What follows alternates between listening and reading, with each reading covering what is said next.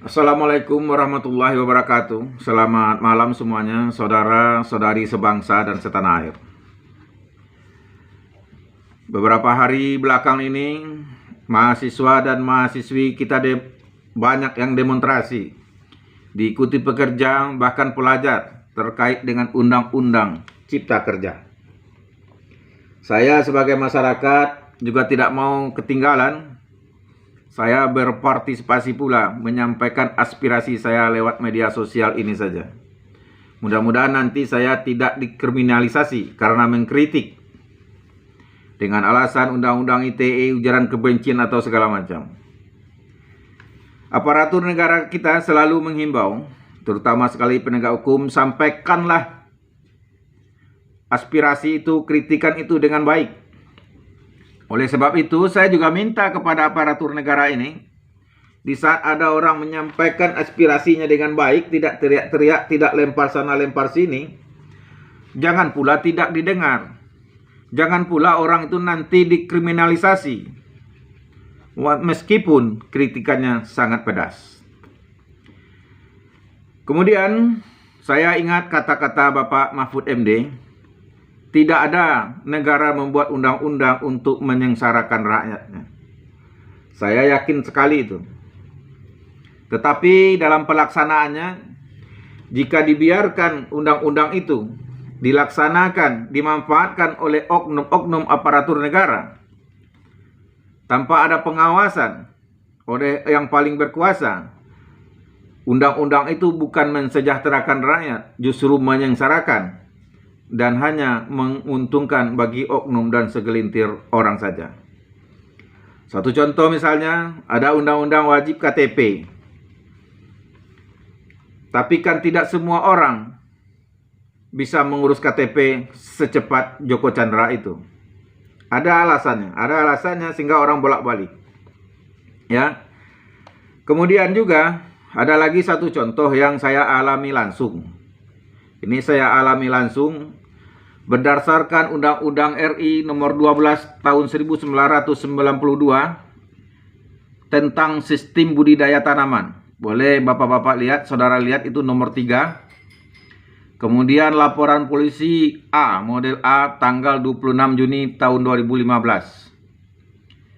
Dua di antara teman saya ditetapkan tersangka.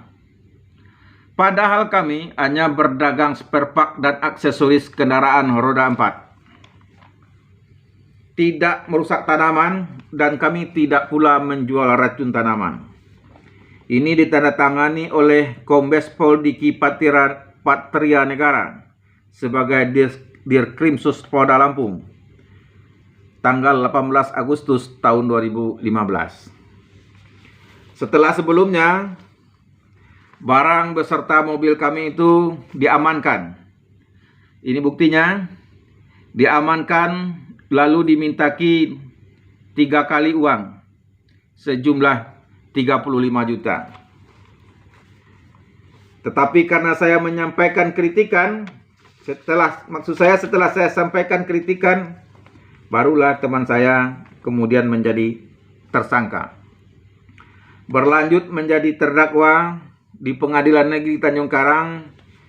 Yang Mulia Hakim memvonis keduanya dinyatakan bebas dari segala tuntutan tanpa didampingi pengacara. Sayangnya jaksa, nama jaksanya Ibu Nurmalina Hajar, beliau mengatakan kasasi. Tetapi hampir setahun dari keputusan Pengadilan Negeri Tanjung Karang itu, barulah memori kasasi dikirim ke Mahkamah Agung. Setelah saya memohon-mohon di pengadilan negeri itu, sampai saya terbata-bata. Maklumlah, kami memang tidak sekaya Haritanu. Bapak Haritanu maksud saya. Kemudian, di Mahkamah Agung itu, pada 18 Oktober 2017, Mahkamah Agung menolak permohonan kasasi dari penuntut umum. Kami tentu berharap barang kami dikembalikan beserta mobil. Namun tidak segera dikembalikan. Bolak-balik pihak kami menanyakan, alasannya ada-ada aja terus. Sampai akhirnya tahun 2019 setelah video saya viral, barulah barang itu dikembalikan. Nah, di saat barang itu dikembalikan, tidak semua barang itu dikembalikan. Udah nggak semua. Kemudian saat mau keluar, saya ditanya lagi sama anggota itu, "Pak, apakah Bapak mau nitip buat bos? Kalau Bapak nitip, saya tekan Bapak boleh keluar. Kalau tidak, tunggu bos dulu." Kira-kira begitu ungkapan kata-katanya. Dengan berat hati, saya juga senang melihat barang beserta mobil, walaupun gak utuh. Saya terpaksa lagi, dengan berat hati saya terpaksa menitipkan sejumlah uang lagi untuk bosnya itu. Diterimanya langsung. Nah, kasus ini, kasus yang kami alami itu, sudah kami laporkan sebenarnya kepada Propam Polda, Wasidik Krimsus, Kapoldanya juga udah tahu, Bapak Brigjen Ika Edwin waktu itu. Waktu tahun 2016. Kalau nggak salah saya langsung ketemu. Sampai akhirnya ke Propam Mabes Polri. Ya, ini buktinya. Tetapi sampai hari ini saya tidak menerima hasil penyelidikan Propam itu. Coba saudara-saudari bayangkan. Pertama sekali, saya bukan ahli hukum ya. Menurut saya ada pelanggaran. Pertama, penyitaan tanpa izin pengadilan. Yang kedua, dimintakin sejumlah uang. Uang itu ditransfer ke rekening orang lain. Berarti ada pencucian uang menurut saya di situ. Kemudian memori kasasi baru dikirim ke Mahkamah Agung hampir setahun. Barang dieksekusi setahun lebih pula setelah keputusannya ingkrah. Barang tidak semua dikembalikan. Di saat mau keluar, saya terpaksa nitip pula buat bosnya. Di dalam peristiwa ini, di dalam peristiwa yang kami alami dari 30 April sampai sekarang ini, setahu saya tidak satu pun yang diberi hukuman. Oleh sebab itu, kami berkesimpulan, dalam peristiwa ini, peristiwa yang kami alami ini, tidak satu pun yang melanggar hukum. Karena tidak satu pun yang dihukum. Jadi kalaupun kita buat lagi undang-undang,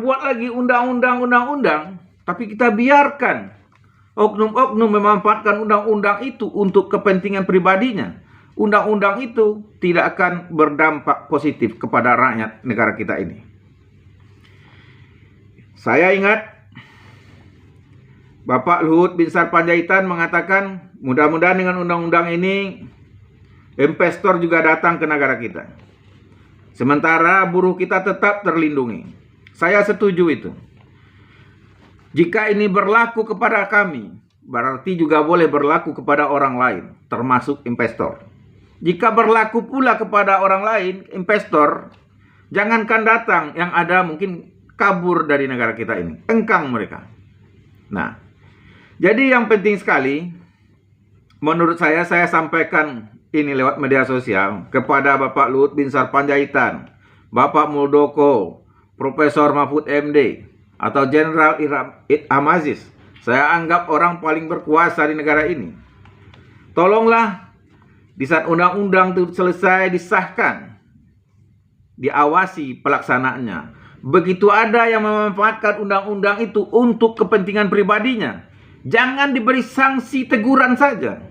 Beri mereka sanksi yang berat. Pertegas sanksi itu. Perberat hukumannya. Agar apa? Agar satu yang kita hukum, ada 1000 yang takut. Ini yang saya harapkan dari aparatur negara kita ini. Sementara saya biarlah menunggu keadilan.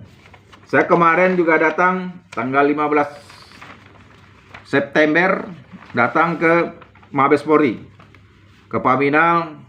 Saya bertemu dengan Bapak Ibda Sumarno. Bapak Ibda Sumarno mengatakan pada saya, katanya paling lama seminggu lagi saya beritahu Bapak hasil penyelidikan Propam. Tapi sampai saat ini saya belum menerima hasil penyelidikan Propam itu. Ini buktinya, ya. Kemudian kalau yang saya tangkap kata-kata Bapak Sumarno, katanya saya kurang menjemput bola. Kalau harus bolak-balik saya ke sana, tolong katakan harus berapa kali saya bolak-balik ke sana. Sebab ini rasanya udah puluhan kali saya ke sana, ke Tronojoyo itu. Jadi kami dirugikan rasanya. Kami tentu dirugikan. Bukan rasa lagi, pasti kami dirugikan. Coba bayangkan barang kami diamankan 30 April tahun 2015, dikembalikan 2019, tidak lagi utuh, harus nitip pula. Tetapi tidak ada yang dihukum. Artinya, saya mengartikan tidak ada yang melanggar hukum. Kalau ini boleh kepada kami, berarti juga boleh kepada orang lain. Ini sebagai masukan. Ya, ini agar jadi pertimbangan. Kalau Bapak Kapolri misalkan agar saya dapat surat hasil penyelidikan Propam, agar saya mendapatkan keadilan, kalau saya harus bayar misalnya, harus nitip pula ke anggota Bapak di Paminal Mabes Polri itu, tolong buat tarifnya berapa. Kalau saya sanggup, saya bayar. Kalau tidak, ya berarti saya udah selesai sampai di situ. Sekian dari saya. Kritikan saya ini bertujuan untuk membangun, bukan untuk menghasut, bukan untuk mengajak anarkis atau segala macam. Saya tidak bermaksud agar saudara yang mendengar benci kepada satu institusi. Semuanya institusi negara kita, negara yang kita cintai ini. Saya begitu saya cintanya kepada Polri, saya menyampaikan kritikan-kritikan itu. Seringkali saya mengkritik. Tetapi kalau lewat media sosial berarti saya sudah sampai di penghujung. Nggak ada lagi menurut saya jalan lain. Awalnya saya mengkritik lewat surat, langsung ketemu, langsung. Tapi disuruh harusnya ke sana, harusnya ke situ, harus ke sana. Akhirnya timbullah rasa jenuh dalam pikiran saya. Kemudian saya sampaikan lewat media sosial. Agar semua orang tahu.